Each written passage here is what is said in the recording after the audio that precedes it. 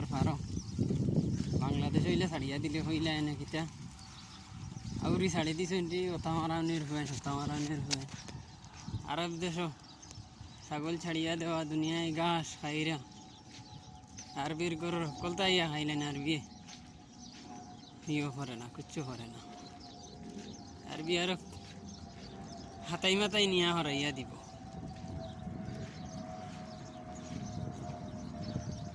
তারা ছাগলরে মূল্যায়ন করে লাগে তারা আইজ